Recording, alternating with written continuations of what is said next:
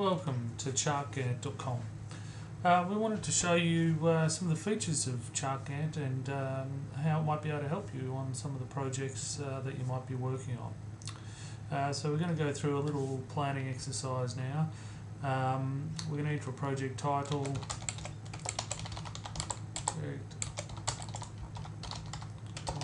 Okay.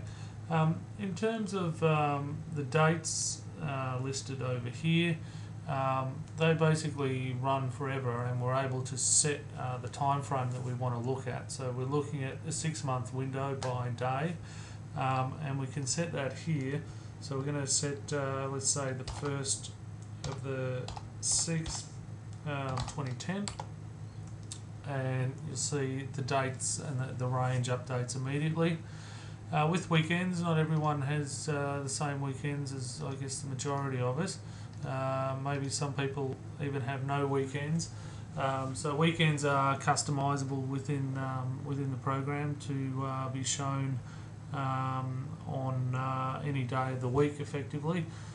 So let's just set those back to Saturday and Sunday. Okay.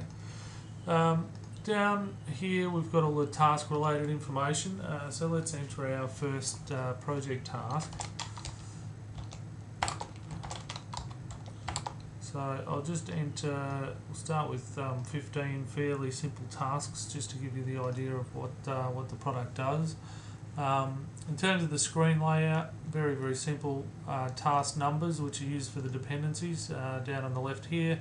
Task name, the resources responsible, type of dependency task number, start date, end date, and the project status. So let's start our project on the 2nd, 6th, 2010, and we'll have that task run till the 4th.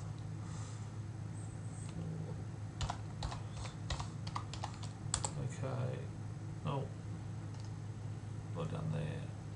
4th, 6th. Oh, I didn't enter the date correctly. Let's fix that. Okay. Now let's just run that down for simplicity's sake. We've got a series of tasks there. With the status, we can obviously update that, and the bars will reflect the change in status, whether it's in progress or completed. So I'll just put those back the way they were. Then we can set our dependencies. So let's set task 2 dependent on task 1, and so on down for the remainder of our tasks. And now we will we have 4 different dependency types: finish, start, finish, start, and start, finish. If you don't know about dependencies, there's a great article in Wikipedia about what they all are and how they work. They've all been built in to this tool to enable quick, efficient scheduling. So let's do some finish, start time frames here. Okay, and we'll drag those down. You can see that the schedule automatically updates based on that.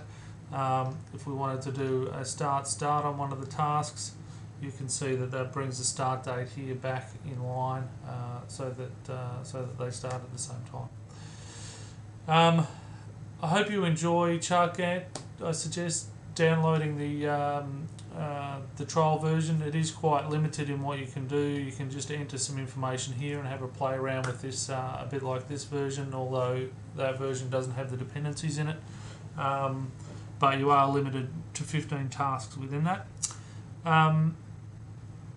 You could try to build something like Chart Gantt dependent, but it will take you a while. I'd say on and off it's taken me 4 to 6 months to build this. Although it looks very simple, there's a lot of complexity behind the scenes, and the aim of the whole process has been really to make it very easy to use, and I believe that we've achieved that. Anyone who can use Microsoft Excel, enter dates, and understands dependencies can use Chart Gantt dependent.